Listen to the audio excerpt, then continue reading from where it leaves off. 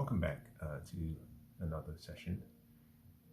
Today I am going to be speaking to the topic choosing the boring path. Choosing the boring path. Now over the weekend I was out with a lady and we did some shopping. We purchased a number of items, one of which was what I identified as something that could be routinized. And so I tried to explain to her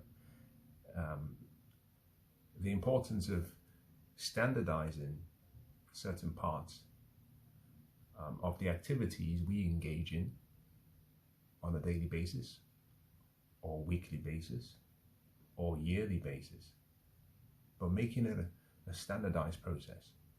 In this particular instance, I suggested that one of the things she does is keep a very strict reminder of all of the friends, loved ones and family members whose birthdays fall within each month.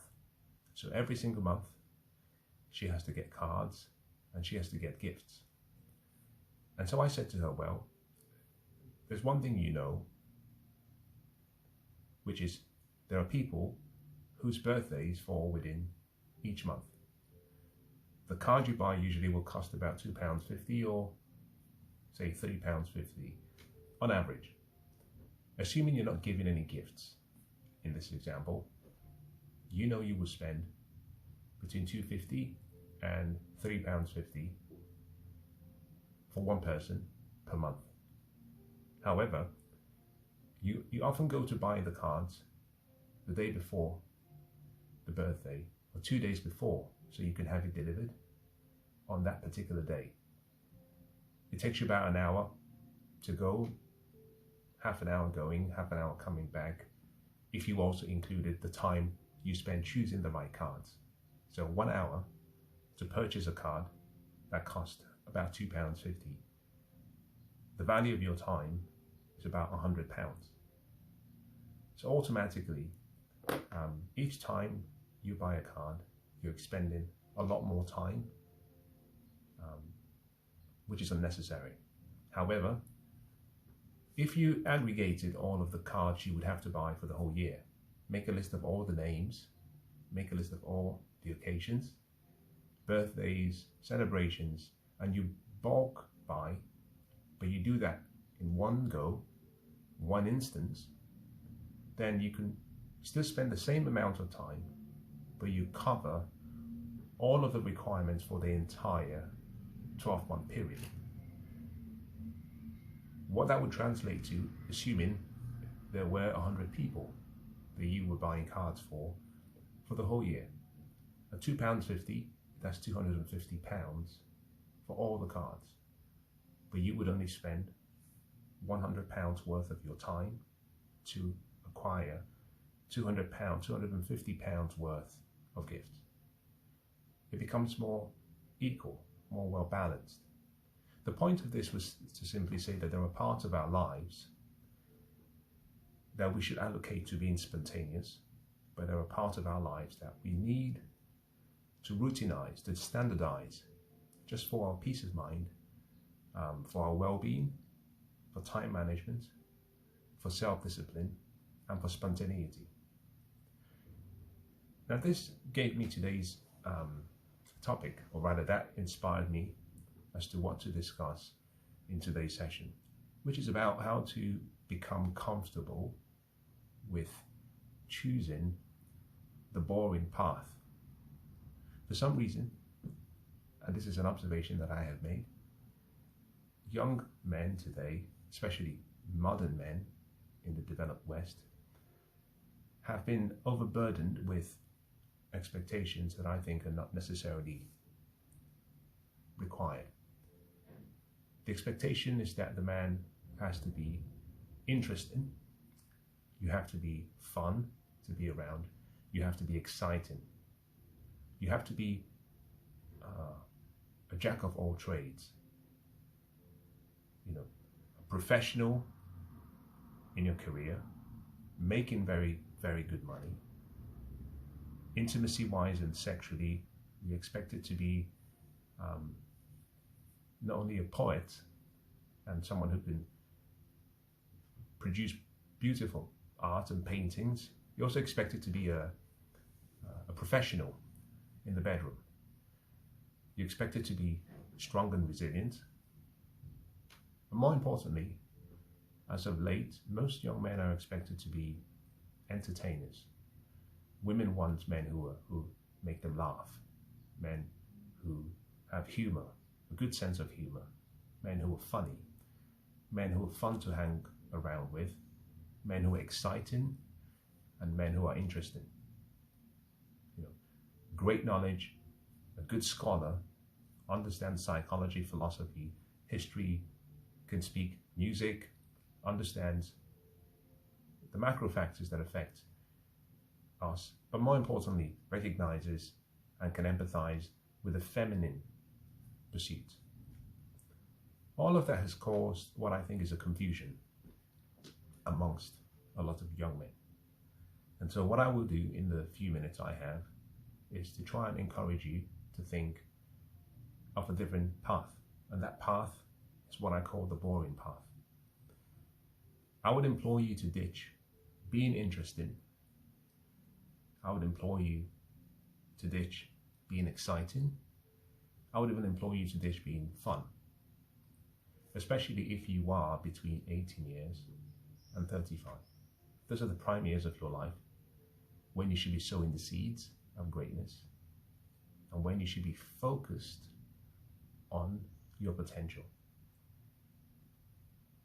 In lieu of exciting, interesting, fun, I would say choose being boring, choose being serious, and choose focus.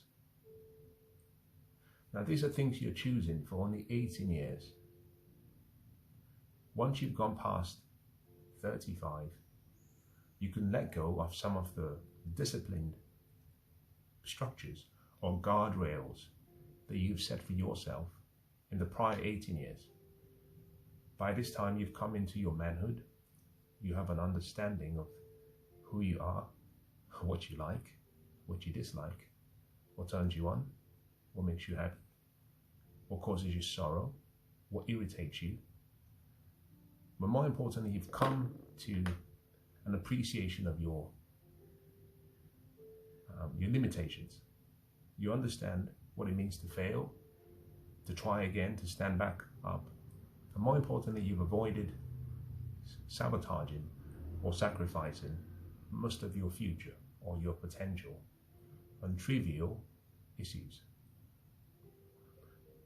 One of the pathways to choosing the boring path is what I call the power of a routine. Now, habits are one thing, and it's important to have good habits. But before you develop a habit, the first path or the first step you have to take is establishing a routine. You see, the secret to your success, the secret to your future, the secret to whatever you want in life can be hidden, or can be found rather. It is certainly hidden, and therefore it can be found in your daily routine. Your daily routines are the golden pathway that bridge the gap between where you are today and where you can be and should be in the future. The power of a routine. We understand routine when we look at the habits of highly successful people. Now, what we know, and we can say this generally speaking, that successful people do daily and consistently what other people attempt occasionally and sparingly. So in order for you to achieve your dreams, you need a routine, which is like a bridge that takes you from where you are now to where you should be. That routine has to be ritualized. You need discipline. The discipline that will come for the fulfillment of that routine can only be based on the vision you have and the clarity of the vision you have for the future that you aspire to lead. And therefore, you start with the vision of the future. You draw that back to today. You establish what routines you would need to have, boring as they may be. You choose those routines. The practice of those routines consistently creates a habit. Once your habit is formed, it becomes almost impossible to break. So, the key to your future, the key to the success that I want you to experience is not based on something grand or grandiose that you intend to do in the future. It's simply hidden in the steps you take on a daily basis. And that begins by knowing how to design and create one good day. You don't have to worry about the future. You don't even have to worry about tomorrow. A successful life is simply a successful day, repeated daily, based on a routine, translated into a habit. Hence the saying that the chains of habit are too light to be felt until they become too heavy to be broken. It becomes impossible to break a habit because they're subtle. They're influential, but they can be subtle. Now, one of the things perhaps to give you as a guiding philosophy is as follows. Your life, assuming, and in this case, let's say you're 25, your life, you're working, you've graduated, your life is generally split between two separate, distinct areas, professional life and your personal life. Now, your professional life will have requirements that will vary depending on the individual. So therefore, let me focus on your personal life, because that you have more control over. You see, I've always remembered something called a Venn diagram, and in each circle were things I can control and things that I cannot control, and they overlap. The idea being that there are things that are within your control. Those are the things you should focus on. The things out of your control, it's foolhardy to waste so much energy and resources trying to predict or control those events. So let me use your personal life to help you understand how to design that routine, how to choose that boring path. I'll use myself as a good example. From when I was about 18 plus, I developed a habit.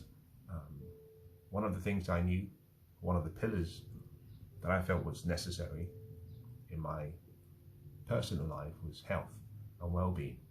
So, training regularly was not a necessity.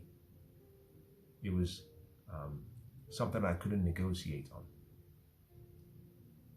It was something that I was not going to compromise on, because I knew that in order for me to continue to pursue whatever dreams I had, I needed the energy, I needed the enthusiasm, and I needed the emotions.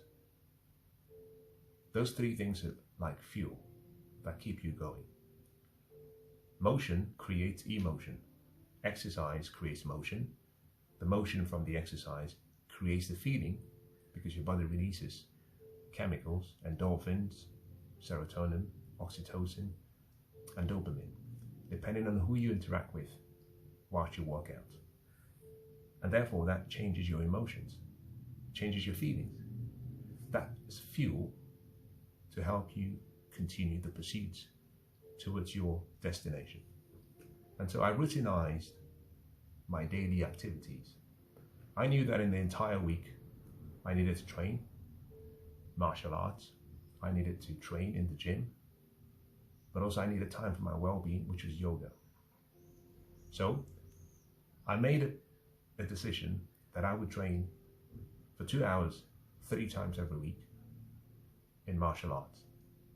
Tuesdays, Fridays, Sundays. Those days were blocked out from my schedule, and the set times were also blocked out. Once a month, I had to do an extra martial arts training for 3 hours as part of the England squad training.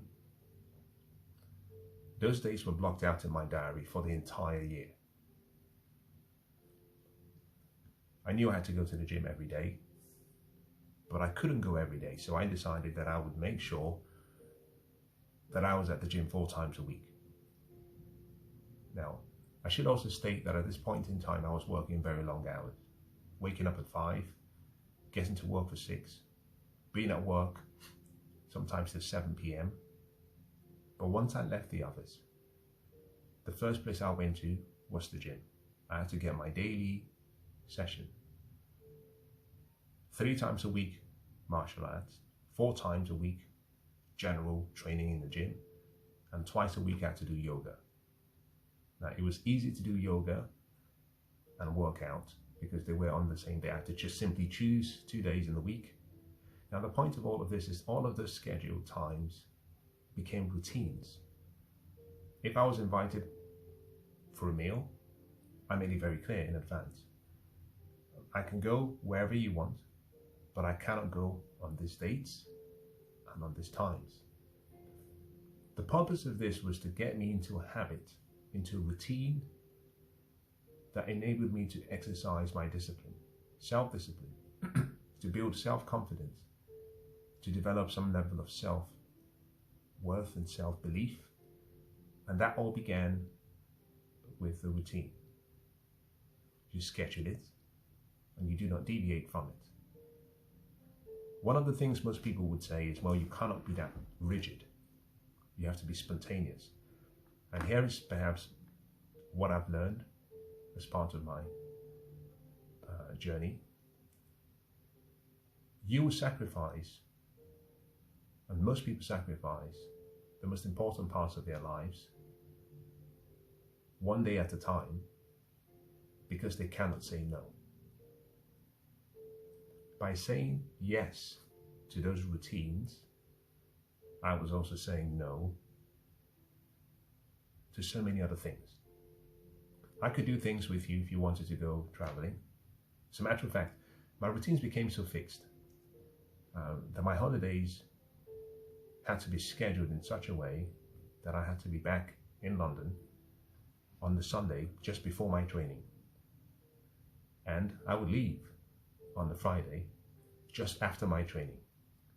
Now, there were times, obviously, I took extended holidays, and those were exceptions. It wasn't something that occurred regularly. Now, here's perhaps an interesting truth to my journey. On one occasion, I worked for the same company for seven years. I never called in sick once, and I didn't take a holiday once. Just before I left the company, all of the holidays I hadn't taken had accrued. It was so much that it became an issue for the company to come to terms on how they would compensate me for all that time. The reason being, it had nothing to do with my routine. The reason was I was working so hard. I didn't have a life. I woke up in the morning, I left the house, I came back home. There was a time for about between 5 and 8 years, I never saw, during the weekdays, I never saw my street in the light of day. I was up at 5, sometimes just before. I was in the office for 6. It was still very dark. I finished from work at 7. I went to the gym. By the time I finished from the gym, traveled back home, it was about 9:30. It was dark. Now, the point of all of this is not to say you have to follow the same pathway. The point was, I created a routine for my personal life, but I didn't let my professional expectations to suffer. I still needed to put in 12 to 14 hours every day at work. And as long as I did that, I was able to keep to my routine and use the remaining time to be spontaneous. So, I guess in closing, let me make a suggestion that when you begin this process, it will be boring. You will look as though you're not social. It will seem as though you don't like to be spontaneous. You might come across as not being fun. One of the reasons for all of this sacrifice is because if you sow the seeds early, the harvest comes later, and it comes easier. Between 18 years and 35, unfortunately, that is the most sensitive time for most young men. Most people give up on their dreams and their potential because of a lack of focus, because they do not have the ability or the will to say no. But more importantly, because they haven't created a routine, a set of habits that they do consistently, come rain or shine. You have to learn the power of focus. Once you turn 35, that's when the relaxation begins. That's when you can become more spontaneous, you can have more fun. The reason being, by that time, your acorns have already blossomed into oak trees. So the probability of sabotaging that life is minimal. Between 18 and 35, the probability of sabotaging your future is very high. As a matter of fact, at 18 or 19, you're like a young person who wakes up every single day, and subconsciously, without realizing, most young people say, I have all this potential ahead of me. I can be a great person. I can create a fascinating life and a life worthy of emulation. But what can I do today to sabotage my entire future? That is almost the playbook of every young person. We indulge in things that require us to sacrifice our future potential for instant gratification or desires in the present that we forget about within 24 hours. The only way you can survive what I call the temptations of your youth is through routines. What you do daily determines what you become permanently. Successful people do every single day things that are hard, things that are routine, things that are boring, but they do so consistently, and for that reason they are successful. Other people, on the other hand, do not have the patience, the discipline to do what successful people do, and therefore they have less to show for in the same areas of life, all other things remaining equal. The power of your routine is the pathway towards a more fulfilling life. The secret to your future is always hidden in your daily routines, your daily habits, your daily commitments, your daily decisions, and your daily choices. See, destiny is not a matter of chance, it's a matter of choice. The choices have to be made daily. What routines do for you is they take away the need to make hard choices every day. Because you could just simply say, it's Tuesday evening, 7 p.m. I do ballet dancing at 7 p.m. Now you don't have to choose.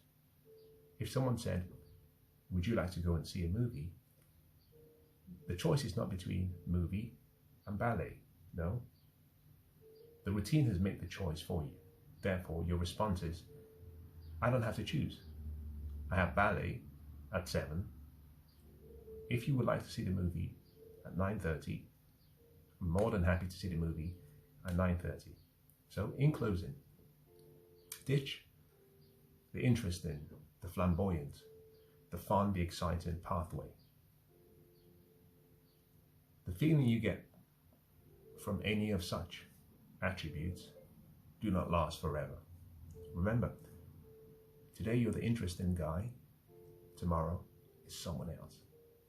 Today you're fun to be around, fun to hang out with, tomorrow they call you boring. They say, well, I think we've grown apart. So choose focus, choose the boring path, choose being serious, and stay focused on that dream.